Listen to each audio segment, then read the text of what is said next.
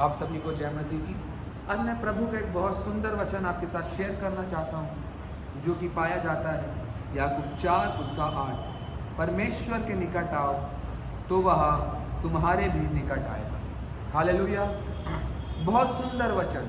अगर मैं सोचता हूँ कि पवित्र आत्मा में बढ़ना है तो बहुत अच्छी बात जो यहाँ लिखी है याकूब 4 उसका 8 में कि परमेश्वर के निकट आओ तो वह तुम्हारे निकट आएगा। अगर आप पवित्र आत्मा में बढ़ना चाहते हैं तो सिर्फ एक काम कि खुदा के निकट आओ और खुदा आपके निकट आएगा। खुदा के निकट आने से पहले और खुदा के निकट कैसे आए, बहुत अच्छी बात यहाँ लिखी है।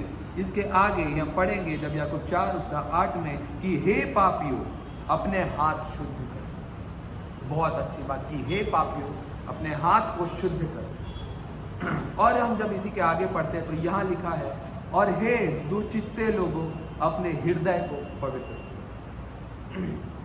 तो यहाँ पास क्या मैं सोचता हूँ कि क्या जो चीज़ है, जो सीखने का चीज़ है कि हम इसमें पवित्र आत्मा में बढ़ सकते हैं। बहुत अच्छी बात यहाँ लिखी है। सबसे पहली बात कि परमेश्वर के निकट आओ और वो तुम्हारे निकट आएगा। दूसरी बात यहाँ पर हमें सीखने मिलते हैं अपने हाथ शुद्ध करो। और तीसरी बात हमें सीखने मिलती है दो चित्ता जीवन जीना चाहिए। बहुत अच्छी बात इसमें जब हमने पढ़ा कि खुदा के निकट आओ। आज मैं आपके सामने एक प्रश्न रखना चाहता हूँ कि आप किसके निकट हैं? आप किसके निकट सबसे ज़्यादा जाते हैं? आपके पास दिन में 24 घंटा है। आप रात को 10 से 5 सोते हैं, 11 से 6 सोते हैं, 12 से 8 सोते हैं, 9 बजे तक सोते हैं, रात को 11 बजे सोते हैं या 2 बजे सोते हैं। मैटर नहीं करता कि आप रात को नहीं भी सोते। मैं आपके सामने इस प्रश्न को रखना चाहता हूँ, ये 24 घंटे में आप सबसे ज़्यादा किसके सामने रहते हैं? किसके निकट आप अपना सबसे ज़्यादा समय व्यतीत करते हैं? क्या कहीं वो हमारे जीवन में टीवी तो नहीं है? खुदा का वो स्थान जो टीवी ने ले लिया हो कि हम खुदा के निकट नहीं, हम टीवी के निकट हैं। या कोई ऐसा संसारिक काम तो नहीं कि हम खुदा के निकट नहीं, हम उस संसार के काम के निकट हैं। बाइबल बताती है कि खुदा के निकट आओ, परमेश्वर के निकट आओ, परमेश्वर तुम्हारे निकट आएगा। और हमारे जीवन में सबसे पहली बात जो मैं सोचता हूँ सीखनी चाहिए कि हम किसके निकट में हैं। आज मैं आपके साथ एक प्रश्न के साथ शुरुआत करना चाहता हूँ कि आप जो वीडियो देख रहे हैं, मैं नहीं जानता ये वीडियो कौन देख रहा। हो सकता है मेरी बात से आपको ठेस लगे, बुरा लगे, पर मैंने अपने जीवन को इस चीज़ में सीखा है, मैंने अपने जीवन में इस चीज़ को माना है। और आज मैं खुदा के उस सामर्थ को महसूस कर सकता हूँ, उस पवित्र आत्मा को देखता हूँ। खुदा से मैंने इस चीज़ को सीखा है बहुत। हमेशा जब मैं वचन को पढ़ता था, कई बार ऐसा होता था वचन को मैं पढ़ता था, वचन में लिखा था कि ये नहीं करना, और मेरे कार्य हमेशा वैसे ही होते थे। बाइबल में लिखा है तो झूठ नहीं बोलना, मैं झूठ बोलता था। बाइबल में लिखा है तो किसी के प्रति झूठी साक्षी ना देना। कई बार होता था कि मैं झूठ लोगों के प्रति झूठी गवाहियों को दे देता था। जब मैं वचन को पढ़ता था ये सब चीज़ें मेरे अंदर थी। जब मैंने वचन को पढ़ा मेरे को बहुत अंदर से लगता था कई बार ये चीज़ें मेरे अंदर है। मैंने वचन को पढ़ा, उन चीज़ों को अंदर से निकाला। और आज मैं आपको बोलना चाहता हूँ कि जब हम पढ़ रहे हैं कि परमेश्वर के निकट आओ तो वह भी तुम्हारे निकट है, मैंने इस वचन को प्रैक्टिकल करके देखा। खुदा के निकट आओ और खुदा के सामर्थ्य को अपने जीवन में आप देखोगे। खुदा के एक अद्भुत चमत्कार को आप अपने जीवन में देखोगे। अगर आज आप परमेश्वर के सामने आते हैं, हो सकता है ये वीडियो के बाद आप क्या करेंगे मैं नहीं जानता, ये वीडियो देखने के बाद आप क्या करेंगे मैं नहीं जानता, पर मैं एक चीज़ बोलता हूँ कि अगर आप इस वीडियो को देखने के बाद आप खुदा के निकट आ सकते तो खुदा के निकट जाइए।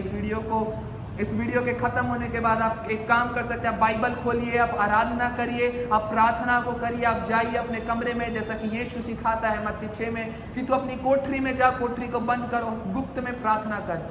जाइए गुप्त में प्रार्थना करिए, गुप्त में वचन को पढ़िए, गुप्त में खुदा के स्थान, खुदा के निकट में बैठिए। और मैं आज आपको बोलने चाहता हूँ, जिस कमरे में आज आप बैठने वाले हैं उसकी महिमा करने के लिए, उसकी आराधना करने के लिए, जिस स्थान में आप बैठने वाले हैं कि खुदा मैं आज तेरे निकट आ रहा हूँ, मैं आपको सचमुच विश्वास से बोलता हूँ उस स्थान में यीशु आने वाला, उस स्थान में खुदा आने वाला। और याद रखना मेरे प्रियो, मैं हमेशा एक चीज़ को अपने जीवन में सीखता हूँ कि स्वर्ग वो नहीं होता जहाँ सारी ऐसी वस्तुएं हो जिससे मेरे को मेरी ज़रूरतें पूरी हो जाए, कि वहाँ ठंडी है, वहाँ ऐश और आराम है, वहाँ मुझे काम करने की ज़रूरत नहीं, वहाँ मेरी सुख की सारी चीज़ें हैं। ये जगह कभी भी स्वर्ग नहीं होती। असली स्वर्ग वो होता है जहाँ खुदा होता है। स्वर्ग की सबसे बड़ी खासियत है कि वहाँ हमारा पिता परमेश्वर बैठा है, वहाँ विराजमान है। सबसे बड़ा हमारा प्रेमी यीशु मसीह उस स्वर्ग में है, इसलिए उस स्थान को स्वर्ग बोला जाता है। आज जब इस वचन को आप पढ़ते हैं कि परमेश्वर के निकट आओ, तो वहां भी तुम्हारे निकट आएगा। जब आप कमरे में बैठेंगे, आप प्रार्थना करेंगे, आप बाइबल उठाएंगे और जब प्रार्थना करेंगे खुदा के निकट आएंगे, खुदा अपनी उपस्थिति को जब उस कमरे में देगा, आज आपका घर भी स्वर्ग बन जाएगा, आपका वो कमरा स्वर्ग बन सकता है। आपको सिर्फ इतना करना है कि अपनी उपस्थिति को खुदा के लिए देनी, खुदा के निकट आना है। और बाइबल बताती है कि खुदा आपके निकट आए। बहुत अच्छी बात। आज अगर आप खुदा के निकट आते हैं, आज आपके घर में, आपके उस कमरे में, आपके जीवन में परमेश्वर आएगा, यीशु आएगा। सबसे बड़ी बात पैसा आना नहीं, सबसे बड़ी बात ये नहीं होती कि हमारे पास वेल्थ कितना है, सबसे बड़ी बात ये होती है कि हमारे पास यीशु है। जब आप खड़े हैं, बाजू में आपके यीशु है, जब आप चल रहे हैं, यीशु आपके साथ चल रहा है, ये बड़ी बात है। क्योंकि बाइबल बताती है कि यीशु के निकट आओ। जब आप यीशु के साथ चलना चालू करेंगे, यीशु आपके साथ चलना चालू करेगा। और जब यीशु आपके साथ चलना चालू करेगा, एक बड़े बड़े चमत्कारों को आप अपने जीवन में देखेंगे, बड़े आश्चर्य कर्मों को आप अपने जीवन में देखेंगे। बहुत अच्छी चीज मेरे को लगती है। पर जब हम पवित्र आत्मा में बढ़ते हैं, जब हम खुदा के निकट में आते हैं, आगे एक बड़ी अच्छी बात और लिखी है, हे पापियों अपने हाथ शुद्ध करो, और हे दो चित्ते लोगों अपने हृदय को पवित्र करो। दो चित्ता जीवन और पाप के साथ आप खुदा के निकट नहीं आए। जब आप आएंगे, जब आप खुदा के निकट, वो आपके पापों को क्षमा करेगा, वो आपको धो के शुद्ध करेगा, आपको निष्पाप करेगा, आपको पाक करेगा, आपको पवित्र करेगा। पर मैं आपको बोलना चाहता हूँ, बाइबल ये भी बताती है, क्या वहाँ पर एक बहुत अच्छी चीज़ है, क्या हमें जब माफ़ी मिलती है तो उसका हम लोग क्या गलत फ़ायदा उठाए कि हम बार बार पाप करें और माफ़ी को बार बार मांगते रहें? क्या अनुग्रह बहुत है तो हम पाप करते रहे? वचन में लिखा है कि अनुग्रह बहुत है तो क्या हम पाप करते रहे? कि हम पाप में पाप करें और अनुग्रह में अनुग्रह हमें मिलते जाए? क्या हमारे साथ ऐसा है? वहीं वचन में आगे लिखा है, कदापि नहीं, ऐसा नहीं करना है। एक बड़ी अच्छी चीज, पहली बार जब आप कुछ गलत काम करते हैं तब आपने पाप किया, जब वही पाप जब आपके पास फिर से आता है, एक चीज होती है, तब आप पाप नहीं करते, तब आप पाप करना चुनते हैं। पहली बार आप पाप करते हैं और जब आप उस पाप को जान जाते हैं, दूसरी बार आप उस पाप को करते हैं, आप चुनते हैं। अगर मेरे को सिगरेट पिया और मेरे को ये पता चल जाए कि ये पाप है, तो दूसरी बार मेरे सामने परीक्षा है कि क्या मैं ये सिगरेट फिर पीऊं, तब उस स्थान में मेरे को चुनना है, नहीं ये पाप है। और अगर मैं उसे चुनता हूं तो मैं गलत हूं उस स्थान में, कि मैं गलत कर रहा हूं।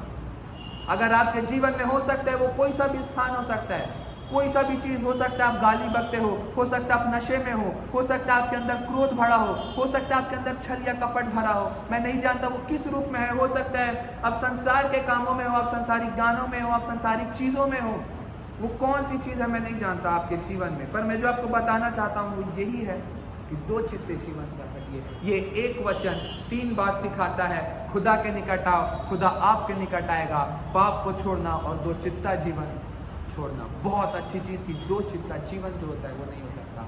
कभी भी एक इंसान 2 नाव में पैर रख के नहीं तैर सकता। मैं आपको जो सिखाना चाहता हूँ, या तो आपको खुदा को चुनना होगा या तो आपको पाप को चुनना होगा। बाइबल बताती है, मत्ती में लिखा है, एक व्यक्ति 2 लोगों का दास नहीं हो सकता। एक मजदूर 2 लोगों का दास नहीं हो सकता। या तो वो पाप की गुलामी करेगा या तो खुदा के साथ रहेगा। और सचमुच मैं बताना चाहता हूं, खुदा के जो साथ रहता है वो बहुत एक सामर्थ को कैरी करके चलता है, एक सामर्थ को अपने साथ लेके चलता है, एक आश्चर्य कर्म के चीजों को अपने साथ लेके चलता है। सुपर नेचुरल थिंग्स उसके लाइफ में होती है, उसके जीवन में बहुत सी गवाहियां होती है। मैं आज आपको बोलना चाहता हूँ, दो चित्ता जीवन आप अपने जीवन से छोड़े, अपने पापों को छोड़े। मैं जानता हूँ बाइबल बताती है कोई धर्मी नहीं, पर बाइबल ये भी बोलती है क्या अनुग्रह बहुत है तो क्या हम पाप करते रहे? कदापि नहीं। हमारे लिए पाप छोड़ना बहुत मुश्किल है। हम यीशु के जैसे निष्कलंक निष्पापी नहीं हो सकते, पर हम पवित्र आत्मा में बढ़ सकते हैं, खुदा के साथ चल सकते हैं और वो खुदा हमें पाप छोड़ने में मदद करेगा। एक समय था, आज से 2 साल पहले, जब मैं गेम खेलता था, गेम खेलने की जो एक आदत मुझे लगी हुई थी, मैंने प्रार्थना किया, खुदा मेरे को ये गेम खेलने की आदत छोड़नी है। और आज वो समय था, उसी के अगले साल ऐसा हुआ कि मैंने वो गेम खेलना छोड़ दिया। 2 साल से मैंने उस गेम को आज तक नहीं खेला। अगर आपको कुछ चीजें हैं जो आपका परमेश्वर का समय ले रही है कि आप खुदा के निकट आते, पर वो खुदा के निकट आने वाला समय कोई और वस्तु ने ले रखा है, किसी और चीज ने ले रखा है। मैं नहीं जानता वो कौन सी चीज होगी आपके जीवन में। अगर वो चीज है तो मैं आज बोलना चाहता हूं, उस चीज को दूर करें।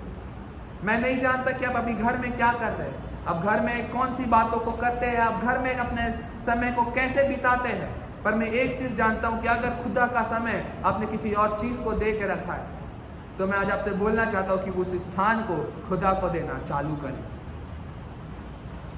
और अपने जीवन से अगर पाप हटाना तो यही एक तरीका है। अगर वचन आपके हृदय में है, पवित्र आत्मा आपके साथ है, तो पवित्र आत्मा की निशानी ये होती है कि यीशु का स्वभाव आपके अंदर आना प्रारंभ हो जाए। धीरे धीरे वो जो चीजें थी ऑटोमेटिक खत्म होने लगेंगी। हो सकता है आपके अंदर गाली बकने की आत्मा हो, जब आप यीशु के करीब आना स्टार्ट करेंगे ऑटोमेटिक वो गाली वाली आत्मा निकल जाएगी। हो सकता है आपके मन में व्यभिचार की आत्मा काम करती हो, खुदा के पास जब आप आएंगे, खुदा के निकट आएंगे, वचन को पढ़ेंगे, ऑटोमेटिक वो सारी व्यभिचार वाली जो चीजें हैं वो निकल जाएंगी। आप खुदा के जब सामने आना प्रारंभ करेंगे, संसार की चीजों से हो सकता है आप भरे हो, पर जैसे ही आप खुदा के निकट आएंगे ऑटोमेटिक वो हर एक चीज जो है वो आपके जीवन से निकल जाएगी।